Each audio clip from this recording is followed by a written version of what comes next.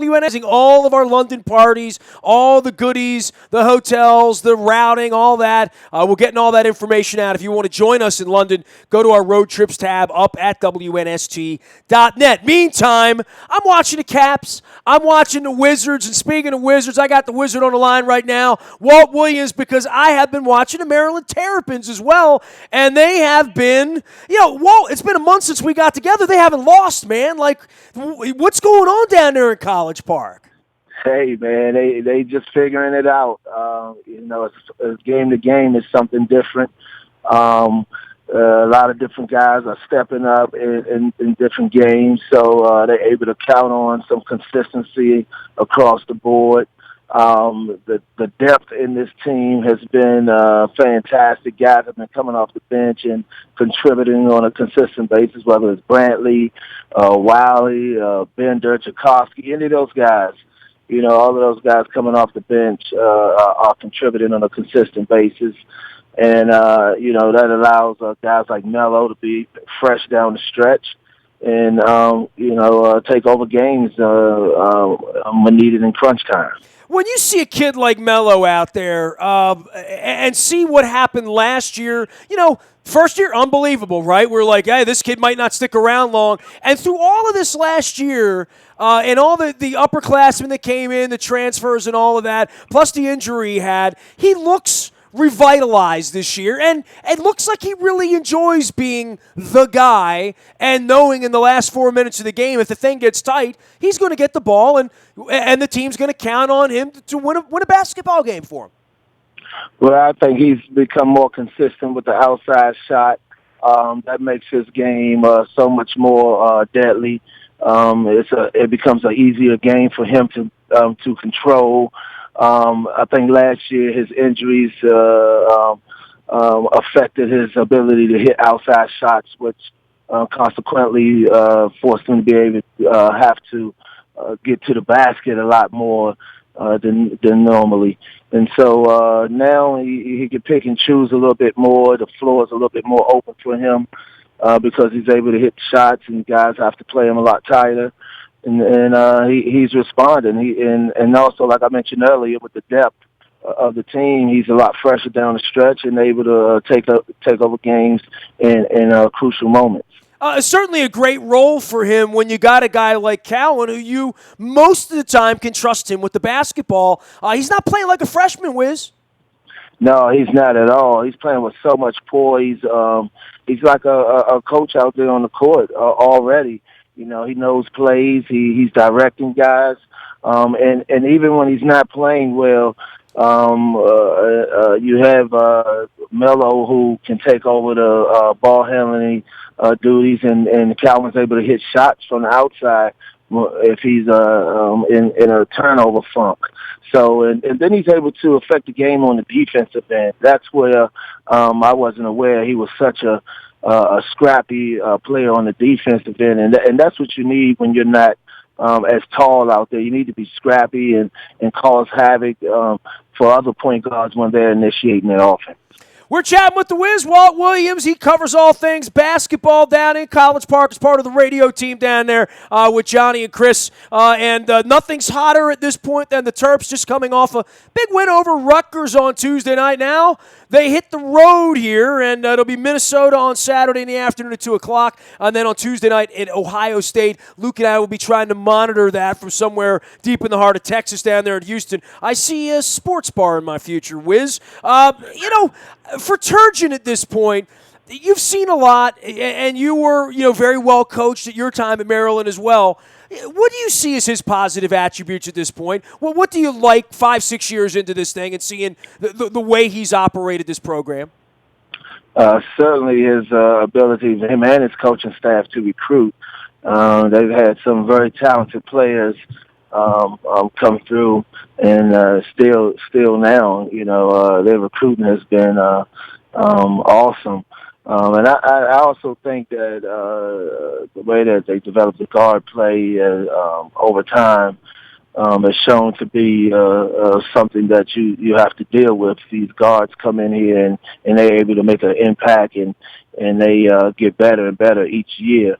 So to developing players and being able to recruit, I think they do a great job of those things. When you talk about recruiting, I mean, I think Herder. We talk about basketball IQ. That's what Luke always likes to say.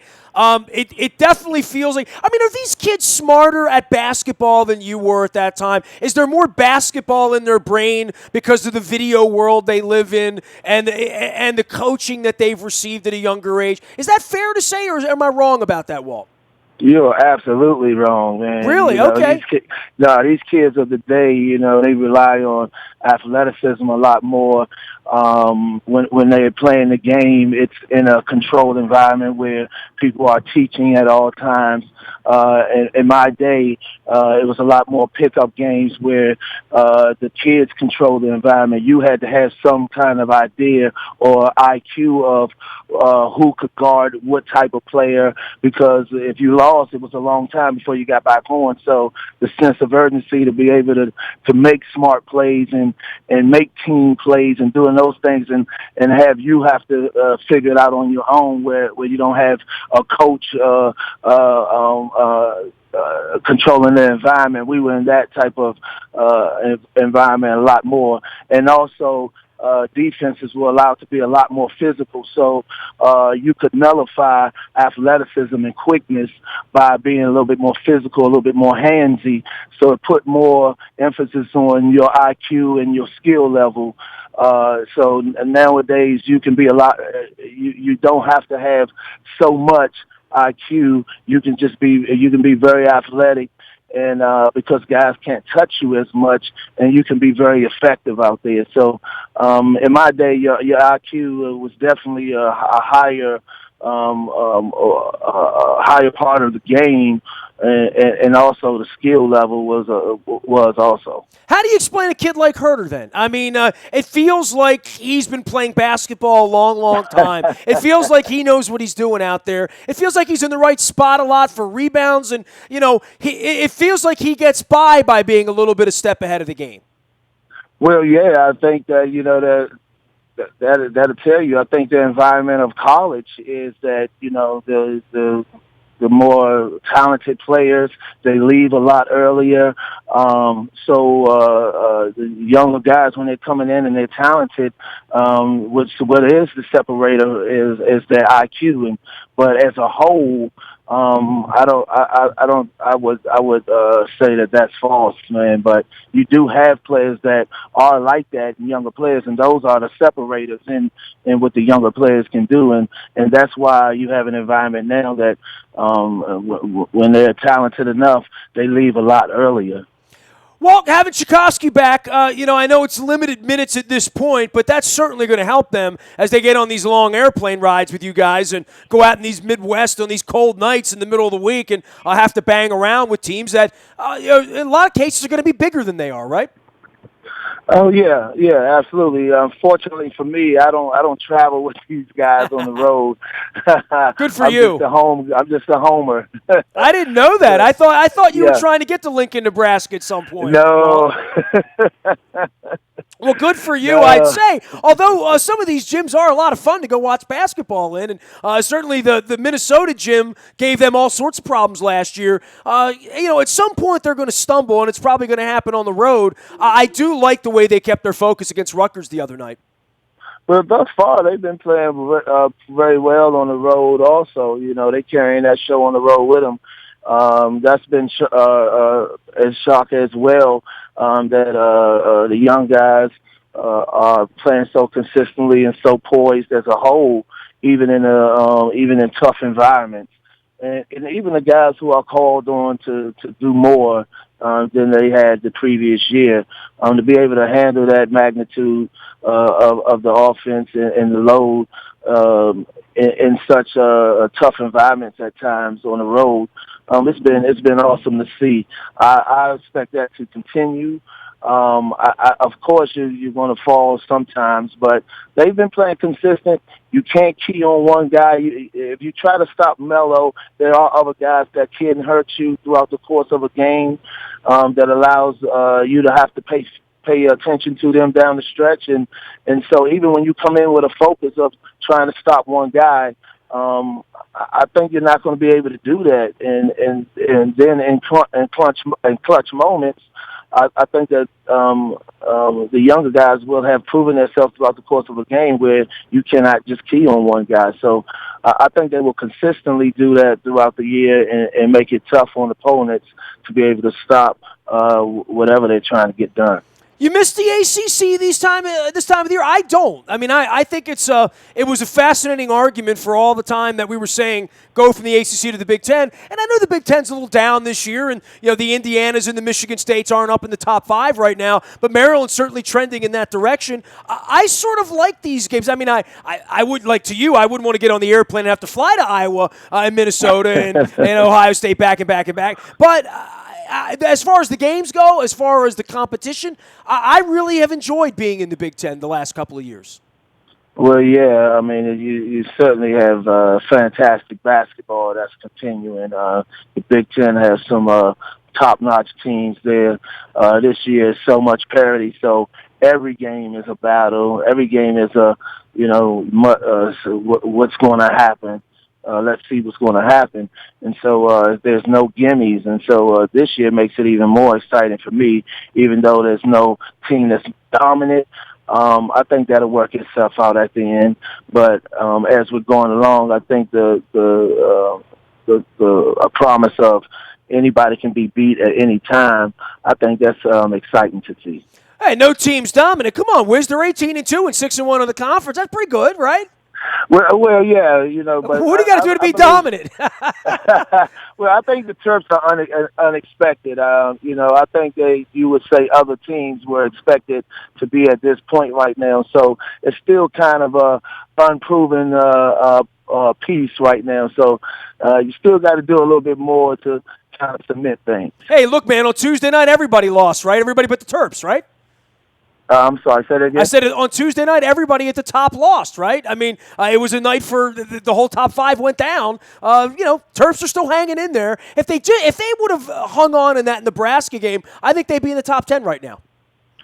Yeah, you might have a point there, but hey, it didn't happen, and I think that the promise of that is could happen again because, like I said, the Big Ten has so much parity. Everybody is beating everybody, so that's what I mean by we got to get a few more games under our belt to be able to submit things that we are the team to beat.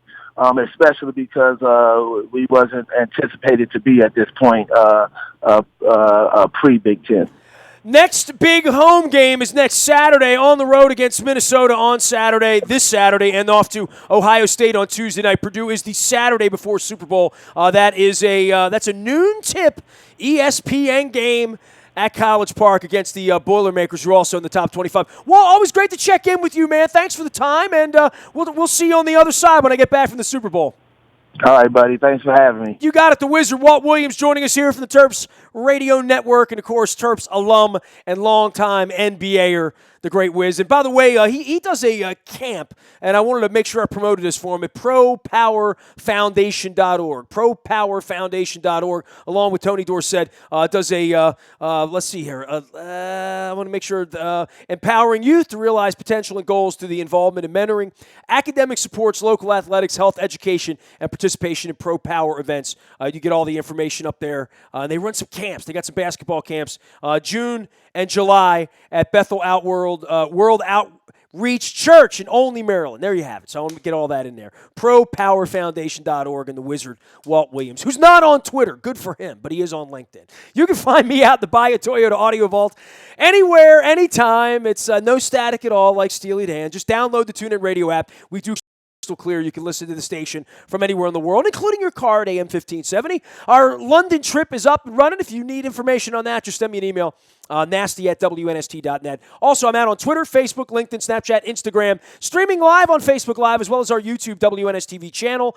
We'll be live in Houston all next week for Super Bowl 51 as well. Morning newspaper comes to your email inbox at 7 a.m. That's all brought to you by Planet Fitness and PlanetFitness.com. It's still $10 a month to get in the best shape of your life, and there's a Planet Fitness right around the corner from you. Last but never least, we break news around here. Sometimes it's awful news, sometimes it's great news, sometimes it's a trade. But if there is breaking news, you will get it first on the WNST Tech Service. That's been our solemn promise for 10 years now. And we keep those promises. So it's all brought to you by Coons Ford of Security Boulevard. They've been our sponsor for 10 years of that. And Dennis is here on Thursday, driving you home, getting you ready for the weekend and for Super Bowl 51. That's 3 to 5, the SSV on WNST. I'm Nestor. This is WNST.net, AM 1570, and WNST Towson, Baltimore. And we never stop talking Baltimore sports.